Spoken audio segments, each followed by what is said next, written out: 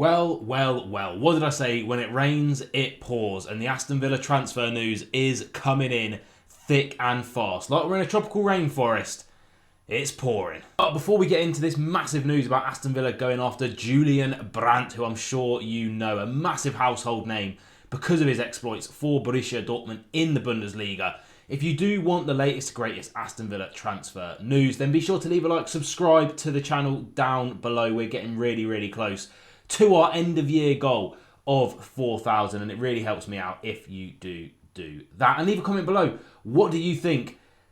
Is signing a 29-year-old attacking midfielder what we need to be doing right now, considering the re-emergence of the likes of Emi Buendia?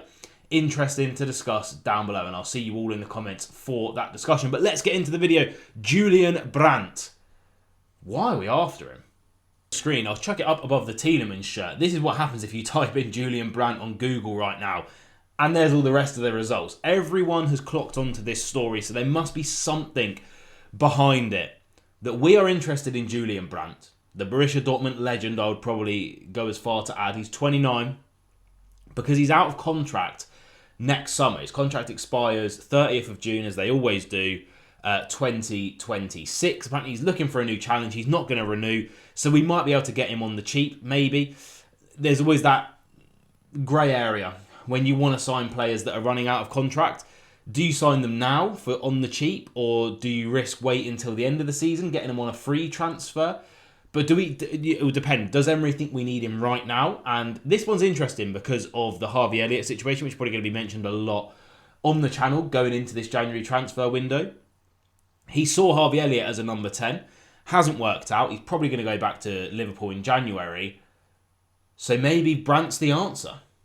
Here we have it. Julian Brandt, like I say, 29 years of age. That contract expiring in June next year. Current market value of £13 million, which will obviously be deflated by the fact that he is 29 and out of contract in the summer.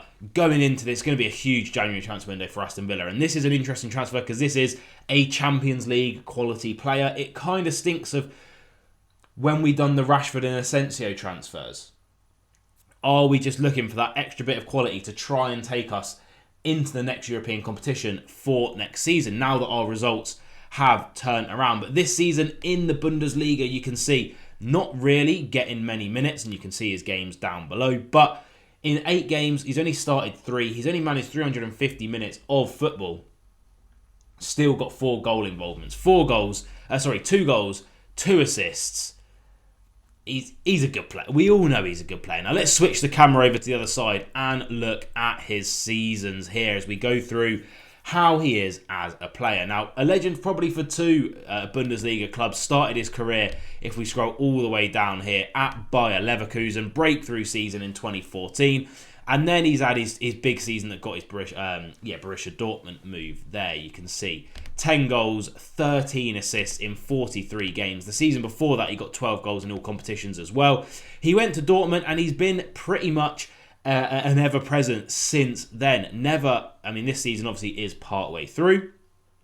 Never playing under 40 games. The least amount of games he played was in that 21-22 season, where he still got 9 goals and 8 assists in the Bundesliga. Last season, his goal involvements did drop off, but the assists, they stay popping with 10 in the league, 5 assists in the Champions League. The season before that, it was a double-digit season. Remember, when Leon Bailey and Ollie Watkins were having their double-digit seasons, we were all loving it. And this guy seems to do it on the semi-regs. Do you know what I mean? That is it's a crazy calibre of player for Villa to be linked with. And like I say, this season already, a goal in the Champions League, a goal in the DFB Pokal.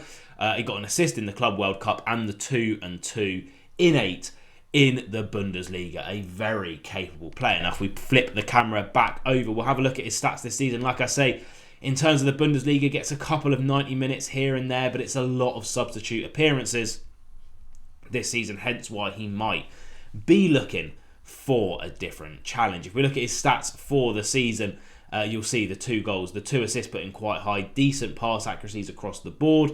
Dribbles and tackling isn't high, but that's because he's not playing many minutes. If we switch over to his per 90s, the picture is very better, especially for assists per 90. Top 2.5% in that league.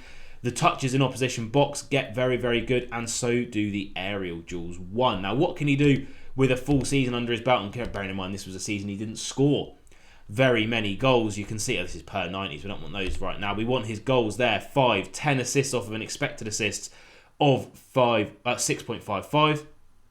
Pass accuracy, both short and long, very, very good. The touch is still really, really high, and good tackling, interception and possession won in the final third, as well as 119 recoveries for the season. In terms of his trophies, I mean, he's won a lot of things, and he has 45, I believe it is, appearances for Germany. Brandt is serious. But what does he look like on a football pitch? Let's have a look. And here he is, Julian Brandt. This was when he was being linked with Galatasaray, which was about, I think it was in the summer, so about, 4 or 5 months ago. Let's have a little look at what he can do. And instantly you're going to see, when you look at these types of players, these like elite level winger, attacking midfielders, things like that, and actually these first few highlights are going to highlight it very well, there's just a difference in the weight of pass. Like, every pass that he's doing, the weight of it is just perfect. Let's have a look at this one. I mean, it didn't even show the whole clip, but you just know this. It's like in like football, when you're playing with like the lads down the park and you ping one and you know it's good and you just give them the old like, don't move.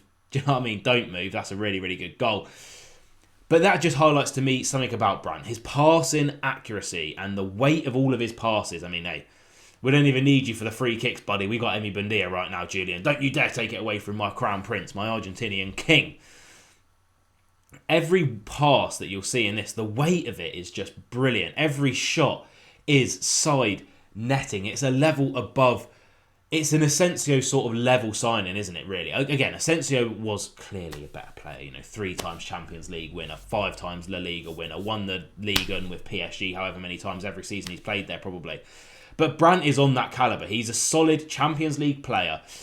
And you can just see everything he does just oozes class. His body shape, his first touch, like I say, the weight of his passes, every shot into the side netting. Look at that for a touch. Boom. Again, it's not even straight down the middle, which Ollie Watkins does. It's to the side. Do you know what I mean? It gives the goalkeeper no chance. And there's no doubt in my mind he should walk into this Aston Villa starting lineup, because he is a special, special player. He's been at the top of the game, playing for the German national team, probably one of the harder national teams to get into for so long, for a reason.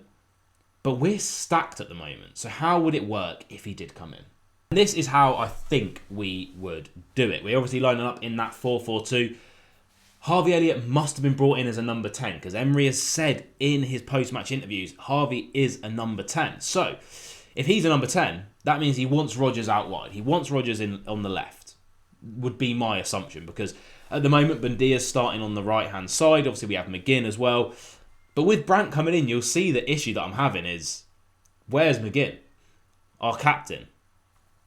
Where do you fit him in? Where's Yuri Tielemans, last season's player of the season? We've got Sancho on the bench, Donyell Marlon. We've got Guasson, who can also play on the right-hand side. Now, I'm not moaning about this. This is an absolutely spectacular problem to have. It's one of the best problems to have, right? When you've got so many good players, you can't decide who starts. Do you know what I mean? Because there's that much quality, and you can look to your bench and you've got the likes of a Marlon, a Yuri Tielemans, a Sancho, ready to come off and impact a game, a McGinn. But I mean, wow. Again, Watkins up front, I would like to see a better striker come in, but with Brandt just playing off of the number 10, the Brandt and Rodgers link up could be like, do you remember when Asensio and Rodgers and Rashford were just linking up? I mean, I don't know if Buendia's quite Rashford levels, but he's playing really well this season. That's good too. As always, when you're discussing a transfer with Aston Villa, given our issues with PSR over the past 2 to 3 seasons, you have to look at their salary. And as you can see on the screen, he is currently on about 170,000 euros a week. Translate that into pounds, I don't know. The euro to the pound, what's the conversion rate at the moment? Probably decent. So maybe 150 grand a week. Now, contract is expiring. He wants a new challenge. Would he take a pay cut on that? The finances, I think the actual deal itself in terms of how much money we'll pay Dortmund would be low if we did get this transfer over the line. But it would make him one of the top earners. And we are chucking out new contracts for pretty much everyone. Rodgers is on that new contract. Cashy's got that new Villa money. McGinn got his new contract. Do we have enough? I think about this transfer, look, Julian Brandt is a top-class, quality, brilliant player. Do I think it's exactly what we need right now? Questionable. He's not an out-and-out striker, which I think should be our number one priority for this transfer window, is getting that striker in. Ollie Watkins isn't leading the line well enough to get us into a European competition right now. We're relying on the brilliance of likes of Emi Buendia, etc. Onana scoring banging goals. You know, Marlon and Barkley coming off of the bench. I have just named the Bournemouth scorers. But you know what I mean. We're relying on other people to chip in, and as much as that's great, and it should be happening, you can't have your striker scoring 1 goal in 11 games and get into that. You need a striker that's scoring goals. That's what a striker is brought in to do. Look at Haaland, you know. Look at Igor Thiago. Look at Danny Welbeck even for Brighton. You need your striker to score goals. That's their job, and it's the hardest job on a football pitch, you know, to get the ball in the back of the net consistently. And we really, really need that. Is Brandt going to come in and give us 10, 15 goals? Probably not. He's going to create for everyone else. But at the moment, our main problem is that Ollie Watkins position. And it pushes Rodgers out wide. He, for me, has been playing better in that number 10 role this season. I don't know. I think anyone could complain if Brandt joined the club. But is there a smarter transfer out there? For my money, possibly. Leave your comments down below though. I'll be really interested to see what you guys think, because this is another Asensio situation, I believe. What should Villa do?